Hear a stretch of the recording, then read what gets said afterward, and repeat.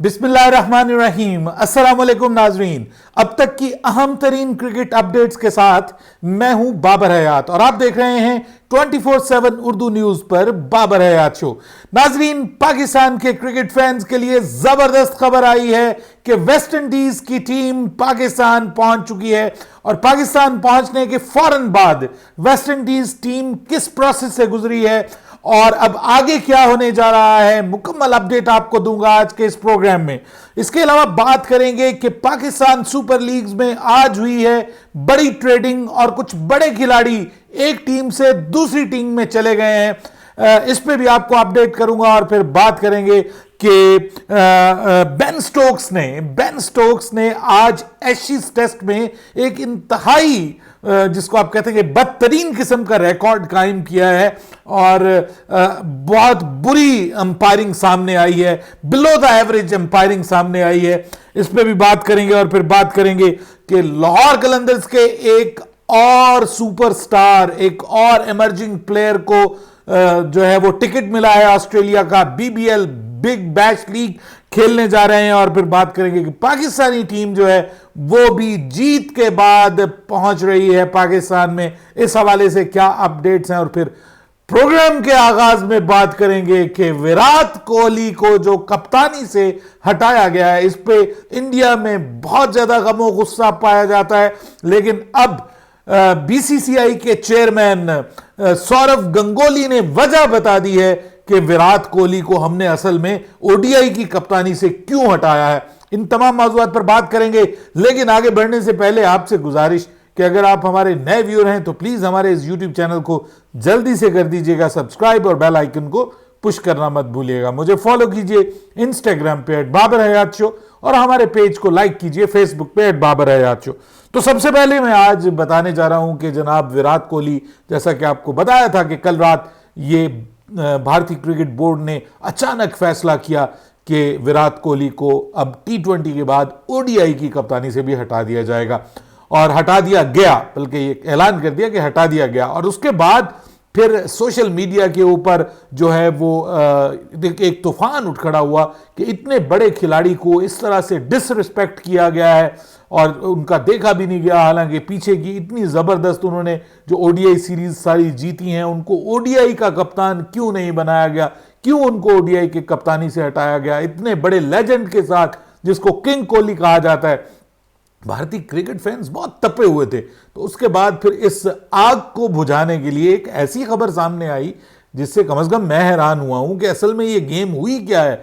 अब इस पे तो विराट कोहली बात करेंगे और जवाब देंगे तो समझ आएगी, क्योंकि अब सौरव का बयान सामने आ गया, सौरव गंगोली का, और उन्होंने कहा है कि जब विराट कोहली ने कप्तानी छोड़ी T20s की तो हमने इनसे रिक्वेस्ट की कि आप T20Is की कप्तानी मत छोड़ें, लेकिन इन्होंने हमारी बात नहीं मानी, हमारी रिक्वेस्ट नहीं मानी। तो इसके बाद फिर जो सिलेक्शन कमेटी है उसने ये सोचा कि जब ये T20 में कप्तान नहीं है तो फिर हम वाइट बॉल में 2 कप्तान नहीं रख सकते। वाइट बॉल क्रिकेट यानी T20 और ओडीआईज में फिर हमें एक ही कप्तान रखना है और फिर मजबूरन हमें रोहित शर्मा को दोनों फॉर्मेट्स का कप्तान बनाना पड़ा। अब ये सिचुएशन बिल्कुल डिफरेंट नजर आ रही है।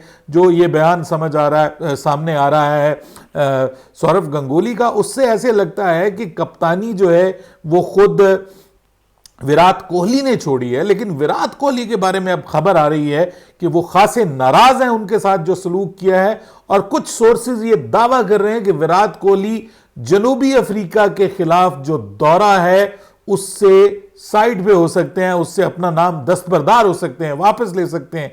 ये खबरें भी आ रही हैं। बहरहाल ये तो अपडेट्स थी इंडियन क्रिकेट में जो भौचाल आया हुआ है उसके हवाले से, लेकिन आज एक और भौचाल आया और वो भौचाल आया एशेज टेस्ट में। जी हां, एशेज में जो टेस्ट, एशेज का जो टेस्ट ऑस्ट्रेलिया में हो रहा है, उस टेस्ट में आज एक इंतहाई हैरानकुन वाकया सामने आया कि बेन स्टोक्स जो हैं, जो कि दुनिया के टॉप के ऑलराउंडर समझे जाते हैं और बड़ा नाम है उनका, आज उन्होंने 14 नो बॉल्स की, 14 नो बॉल्स।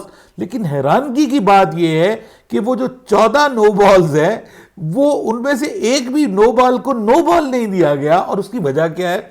उसकी वजह यह है कि जनाब जो नया कॉन्ट्रैक्ट है, जो नया इसका आईसीसी का कानून है, उसके मुताबिक अब जो टेस्ट मैचेस में जो नो बॉल हैं वो देखते हैं टीवी अंपायर, थर्ड अंपायर, और वो नो बॉल चेक करते हैं, और जो ऑन फील्ड अंपायर है उसके ऊपर नो बॉल चेक करने की जिम्मेदारी नहीं है। अब हुआ ये कि जो डेविड वार्नर है उनको आउट कर दिया बेन स्टोक्स ने, और जब उनको आउट किया तो आउट करने के ऊपर जो है फिर चेक की जाती है नो बॉल, तो रीप्ले के जरिए चेक नहीं किया गया, बल्कि अंपायर ने कहा उनको कि जनाब ये नो बॉल चेक करें। तो रीप्ले के जरिए जब नो बॉल चेक की गई तो वो नो बॉल थी, और फिर सामने आई एक नई हैरानकुन खबर कि जो चैनल 7 है जो कि प्रोड्यूस कर रहा है इस सीरीज को, एशेज सीरीज को, उन्होंने कहा कि जो जो जो सिस्टम अंपायर्स को ये दिखाता है कि ये बॉल नो बॉल है या ये लीगल बॉल है, हमारा वो सिस्टम ही खराब है। क्या कमाल की बात है, उन्होंने कहा हमारा वो सिस्टम ही खराब है, और इस वजह से अंपायर, थर्ड अंपायर का बेचारे का कसूर नहीं है, उसके सामने वो सिस्टम चल ही नहीं रहा था जिसपे वो नो बॉल देख सकें। तो इसमें उस बेचारे अंपायर का तो कोई कसूर नहीं है, थर्ड अंपायर का। लेकिन आप देखें कि जो ऑन फील्ड अंपायर्स हैं वो मतलब जरा बराबर भी उन्होंने नहीं देखा। फिर उसके बाद उस चैनल ने ये बताया कि ये जो नो बॉल अब पता चला है जिस नो बॉल का, जिस पे डेविड वार्नर आउट करार दिए गए थे, ये जो नो बॉल है इससे पहले 14 नो बॉल्स की गई हैं, 14 नो बॉल्स की गई हैं, और उसके बाद ये 15वीं नो बॉल है जिसको देखा गया। और मैं हैरान हूं, इतने बड़े लेवल की क्रिकेट है। सबसे पहले तो इसमें जो अंपायर्स हैं, अरे भाई कुछ तो नजर आपकी भी होनी चाहिए कि एक बंदा इतनी ओवर स्टेपिंग कर रहा है, तो अंपायर्स ने भी इस पर ध्यान नहीं दिया।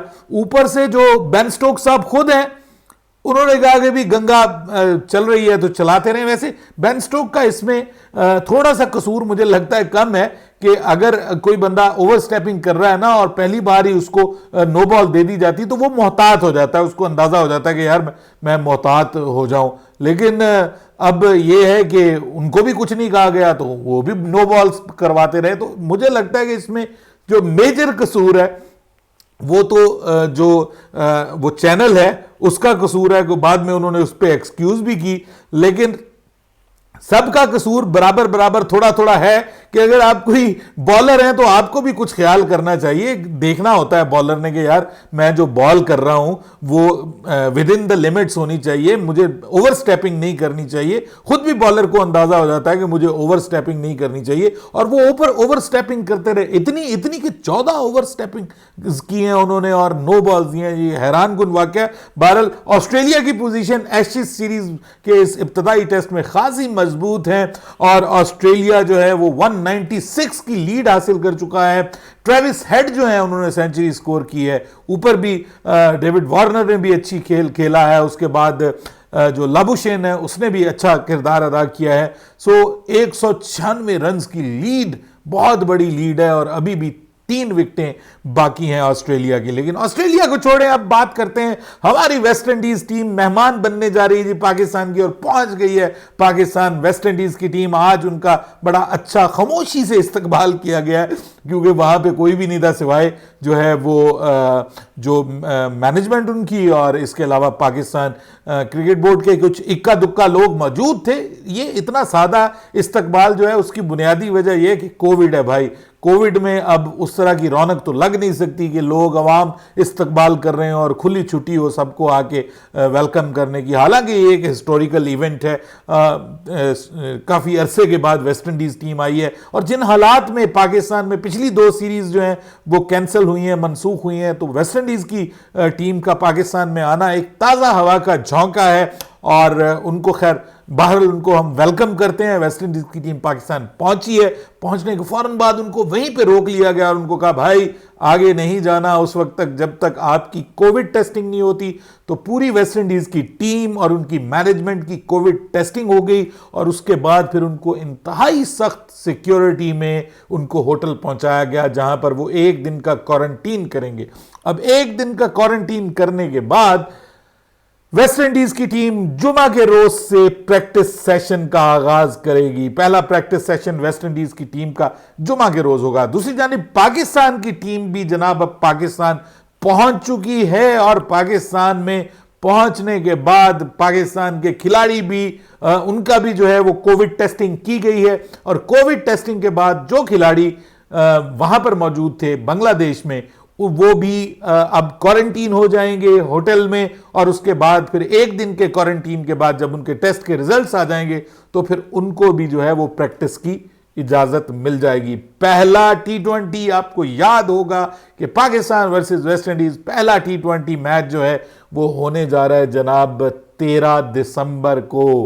13 दिसंबर पाकिस्तान टेलीविजन स्पोर्ट्स का जो चैनल है पीटीवी स्पोर्ट्स वो इन मैचेस को जो है वो लाइव दिखाएगा। बात करते हैं जनाब पाकिस्तान सुपर लीग का। जैसे जैसे ड्राफ्ट करीब आ रहा है वैसे वैसे खबरें कुछ तगड़ी आ रही हैं और अब हुई है ट्रेडिंग और बड़ी ट्रेडिंग हुई है। 3 टीमों के दरमियान ये ट्रेडिंग हुई है। मुल्तान सुल्तान, कराची, कोयटा ग्लैडिएटर्स और इस्लामाबाद यूनाइटेड के दरमियान ट्रेडिंग हुई है और खिलाड़ियों की अदला बदली हुई है। सबसे बड़ी जो ट्रेडिंग हुई है जी वो मुल्तान सुल्तान और कोयटा ग्लैडिएटर्स के दरमियान हुई है और मुल्तान सुल्तान और कोयटा ग्लैडिएटर्स में जो ट्रेडिंग हुई है उसमें शाहिद आफरीदी और जेम्स विंस जो है वो मुल्तान सुल्तान से फ्लाई करके जा रहे हैं जी कोयटा में, कोयटा ग्लैडिएटर्स का हिस्सा बन रहे हैं ये दोनों खिलाड़ी, शाहिद आफरीदी भी और जेम्स विंस भी। बस बाय द वे मुझे जेम्स विंस बहुत पसंद है, पता नहीं क्यों उनको इंग्लैंड की टीम में भी इतना मौका नहीं मिलता, हालांकि बड़े क्लासिक प्लेयर हैं और शानदार ओपनर हैं।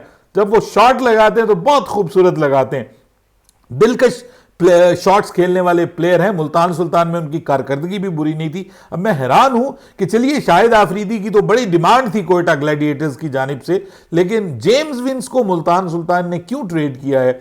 अभी इन दोनों की जगह मुल्तान सुल्तान में कौन आ रहे हैं ये नहीं पता चला जब तक ये मैं वीडियो बना रहा हूं। उम्मीद कर रहा हूं कि कल तक, क्योंकि सारी लिस्ट आ जानी है तो सब चीजें कंफर्म हो जाएंगी। दूसरी जानिब एक और बड़ी ट्रेड हुई है और वो हुई है जनाब इस्लामाबाद यूनाइटेड और कोयटा ग्लैडिएटर्स की टीमों के दरमियान।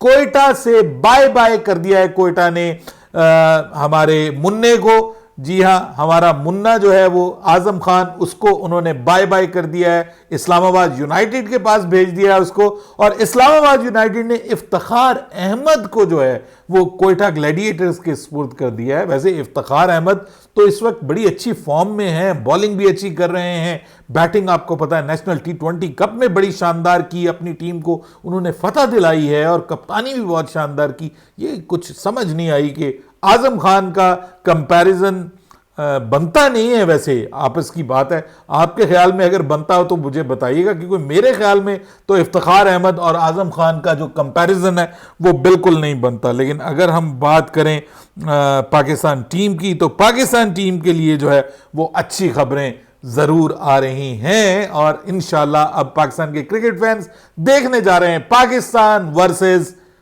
वेस्ट इंडीज सीरीज, जिसका आगाज होने में अब सिर्फ चंद दिन बाकी रह गए हैं, बल्कि आप यूं कह लें कि 3-4 दिन बाकी रह गए हैं। तो अगली वीडियो में मिलेंगे हम, पाकिस्तान वर्सेस वेस्ट इंडीज पहला टी20 मैच, क्या होगी दोनों टीमों की प्रोबेबल 11।